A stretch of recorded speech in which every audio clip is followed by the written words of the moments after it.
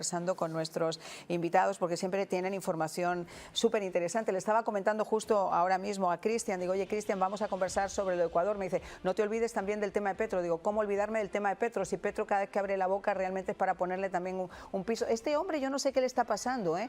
Desde que mete las cámaras en las reuniones de gabinete con los resultados que hemos visto, las actitudes beligerantes que ha tenido con esta administración y las declaraciones que ha hecho últimamente.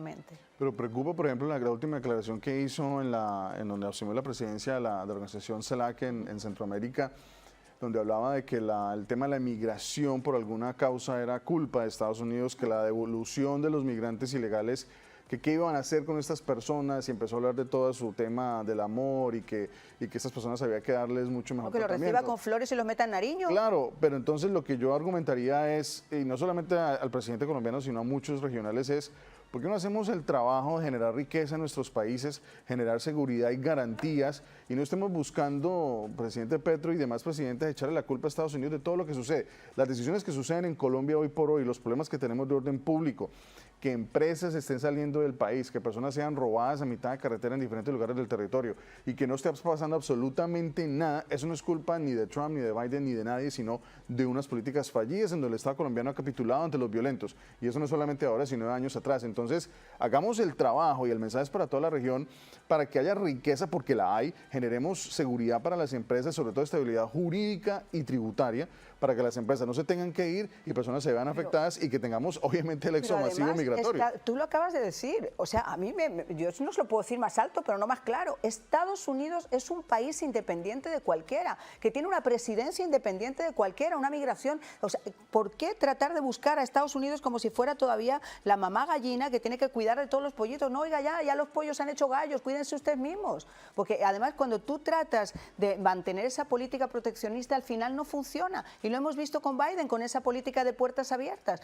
No funciona. Cada país tiene que ser independiente. Yo no te digo que no se ayude, que no haya cooperación, que no haya desarrollo, que no haya ideas pero oiga, eso es una cosa, pero que lo tomen como granted, que lo tomen como una obligación es algo diferente. Yo lo hago porque me da la gana, no porque nadie me esté obligando a tener que hacerlo. Claro, pero tenemos que tener claro una cosa, Estados Unidos brinda ayudas y lo ha brindado durante décadas a estos países, pero ¿qué ha pasado generalmente? Llega el recurso a los gobiernos centrales, eso se termina repartiendo a gamonales que no terminan repartiendo los recursos a la gente que tiene que llegarle. Efectivamente. Y entonces se sigue generando el vacuum de inmigración ilegal a los Estados Unidos, pero con un agravante más o peor, por decirlo de alguna forma, y es que aquí hay gobernantes que dicen, bueno, vamos a resolver el problema, debemos que la gente se vaya porque me quito de encima 1.500.000, 300.000 que me van a estar colectando menos seguridad social, y que Estados Unidos se encargue de ese problema ya, porque al fin y al cabo esa gente tiene plata. Y no. Y las remesas, Cristian, que cuando tú te pones a hacer un balance, y voy a poner el caso específico de México, de lo que México envía a su país en cuestión de remesas, sirve para pagar prácticamente todo lo que es el desarrollo del gobierno regional del Distrito Federal. Y lo que mandan los colombianos por remesas son 11 billones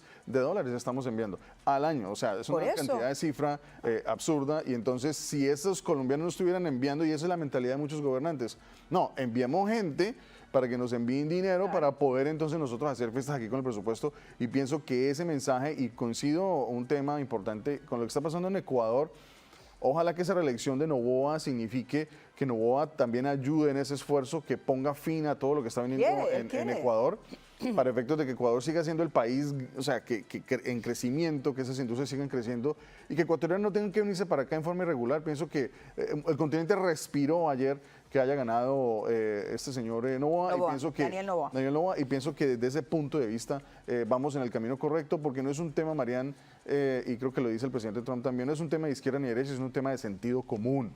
O sea, cuáles son las políticas que realmente funcionan, y en este caso estamos viendo que la izquierda está loca, la izquierda está en un mundo de fantasía en donde se roban un presupuesto y dicen que no, que es que había que utilizar el recurso y que no se perdió, que en fin, unas excusas que resultan absurdas, y lo que ha destapado el presidente Trump recientemente con los recursos de USAID y todos esos recursos corruptos, al final demuestran de que efectivamente había que tener un presidente con una visión diferente. Ahí se demuestra que Ecuador va en el camino correcto, y esperemos que los demás países también salten hacia gobiernos que den soluciones concretas a los temas que te mencionaba. Mira, con el tema, por ejemplo, de Ecuador, ayer eran las elecciones, ganó masivamente, 55.8% Daniel Noboa, a la correísta, a la izquierda, a la continuación de Correa, que por cierto Correa nunca abandonó el poder.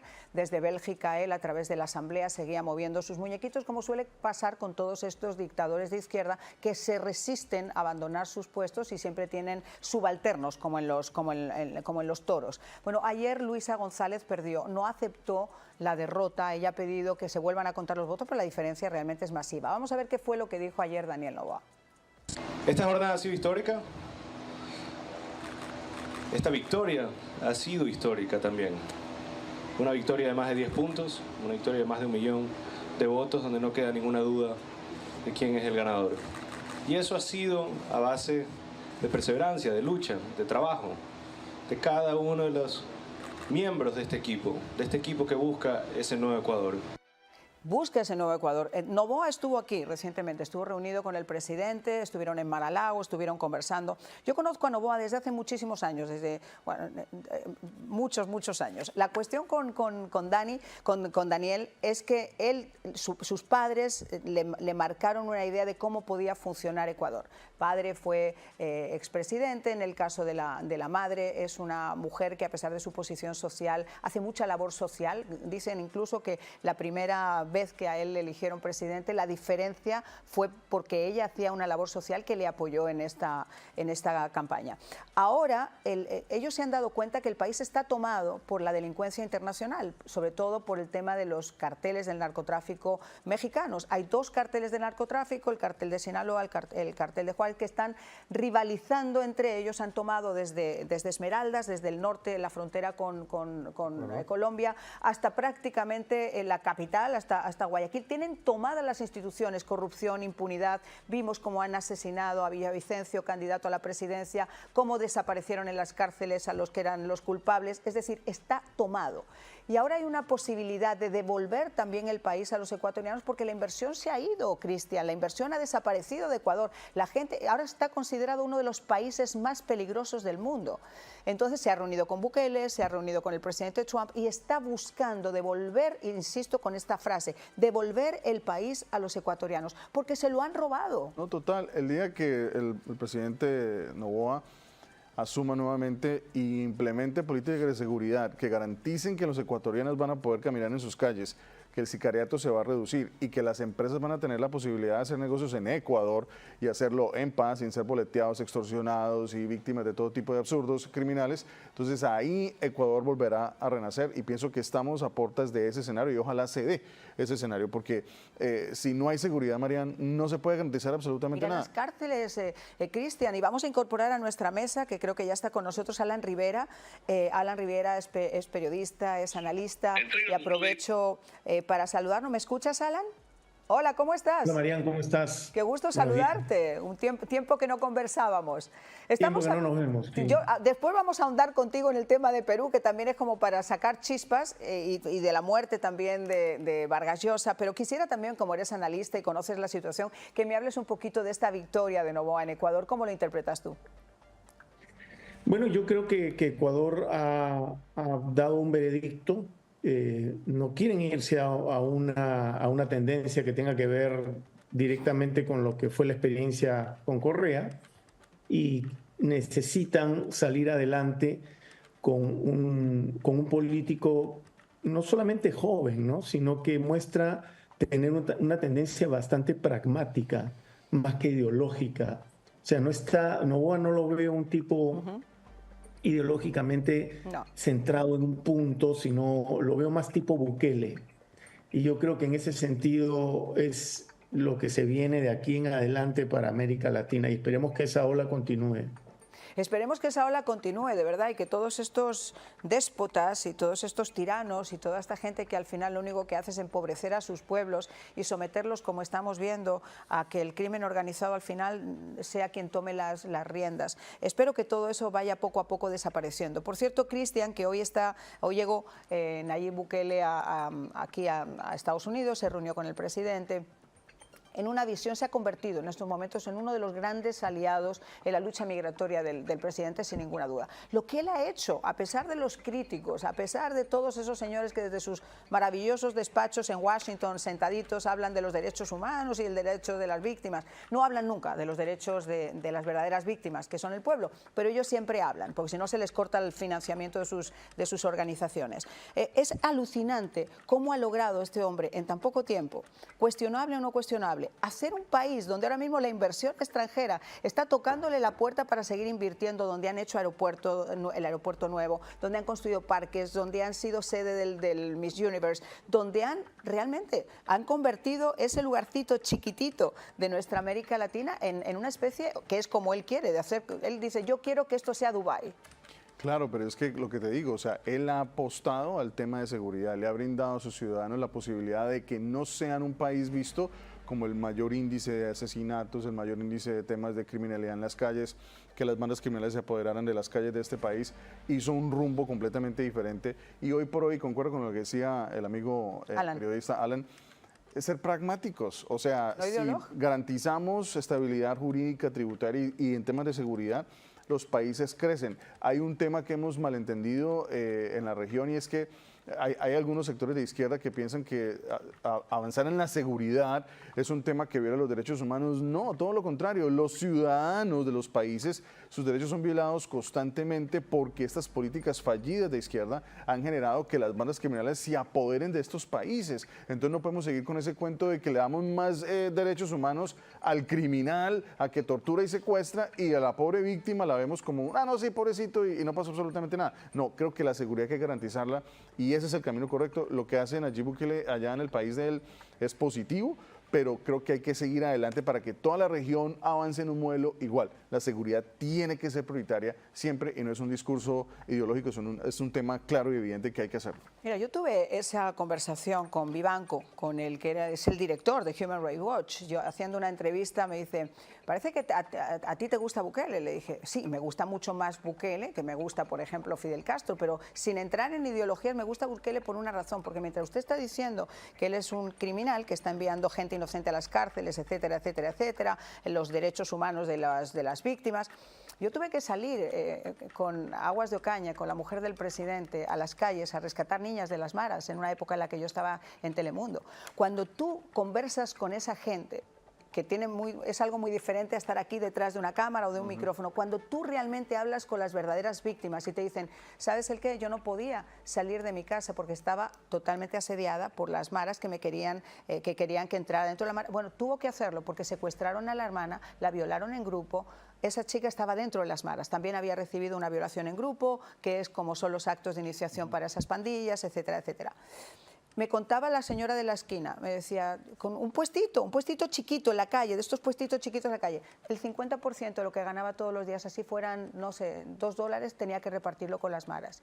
Si tú ibas a poner una denuncia, el juez que estaba allá, o el fiscal, o el tal, estaba pagado por las maras. Es decir, era un país donde no existían derechos para las víctimas, solamente para los victimarios, y se quejan ahora. Total, pero entonces ahí volvemos a lo mismo, un país que había colapsado en temas de seguridad, que estaba en manos de la criminalidad, fue recuperado por un presidente que llegó con una visión pragmática, clara de lo que hay que hacer. Hay que meter a los criminales a la cárcel y hay que construir las cárceles, porque si no tampoco podemos garantizar de que podamos meter a todo el mundo que hay que meter ahí. Y pienso que Bukele va en el camino correcto en ese sentido de seguridad y todos los demás países deben copiar el modelo porque tenemos países, Colombia, Perú, no, olvídate, la mayor parte de América Latina es una tristeza ante la criminalidad. Y Alan, fíjate, una de las cosas que ha dicho Cristian que me parece muy interesante, si algo hizo Bukele bien al comienzo es que para erradicar obviamente la criminalidad tenía que profesionalizar a los policías, hacer que se sintieran importantes, dotarles de lo necesario para poder vencer al crimen. Entonces tú te encuentras ahora un policía en Ecuador o un militar en Ecuador que están orgullosos de lo que han hecho en su país. Ese orgullo vale más que cualquier otra cosa porque van a ser menos susceptibles a ser comprados que cuando hay un policía en nuestra América Latina, por ejemplo, que le pagan 3 pesos y llega el ladrón y te dice te voy a pagar 8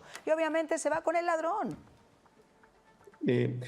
Es obvio, tú no puedes tener una policía mal pagada, mal vestida, mal armada, mal entrenada, porque obviamente va a perder esa batalla.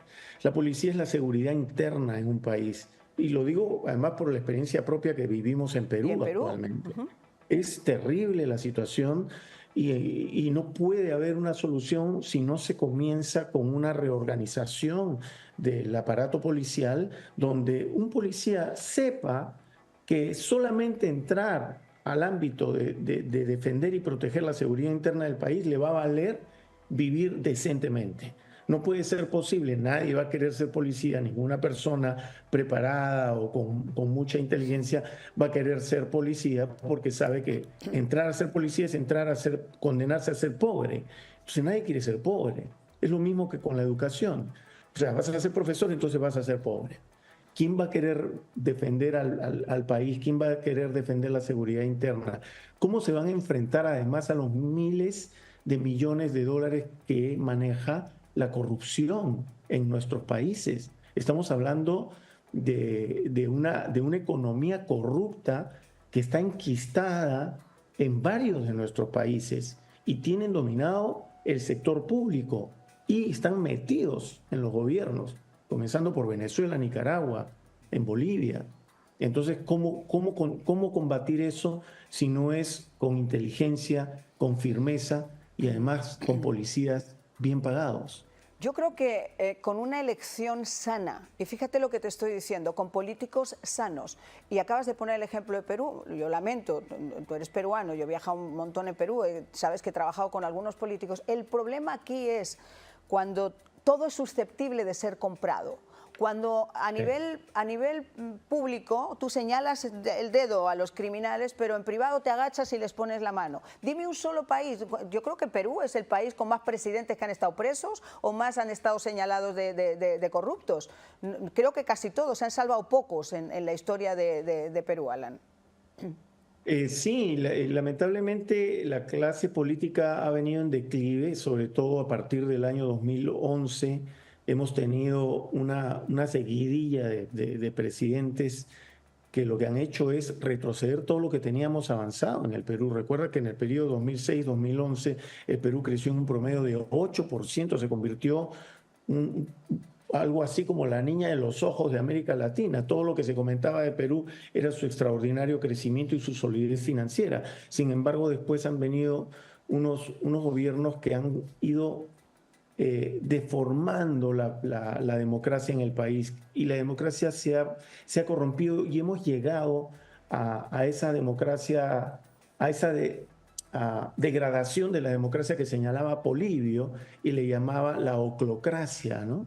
Entonces en Perú vivimos una oclocracia y lo que necesitamos es cambiar eso con firmeza y con decisión, y tomando decisiones disruptivas, drásticas. Si queremos solucionar el problema de la seguridad interna en el Perú, va a haber que tener que trabajar con el ejército, vamos a tener que trabajar con la marina, vamos a tener que sacarlos a las calles para que apoyen a la policía, cambiar los procesos de formación y capacitación de la policía, equiparlos mejor y poner presupuesto a la policía, pagarle mejor a los policías, hacer un sistema que permita luchar contra el delito común, contra las bandas organizadas y, sobre todo, empezar a luchar contra la corrupción, porque la corrupción se ha enquistado en el poder, la corrupción se ha metido a algunos partidos políticos y esos partidos políticos están sentados en las curules del Congreso y metidos dentro del gobierno. Mira, amigo mío, yo creo que esa clase política pertenece más a la cloacracia, así que vamos a tratar son directitos de cloaca. En otro término. En otro término. Vamos a hacer una nueva pausa, vamos a regresar enseguida.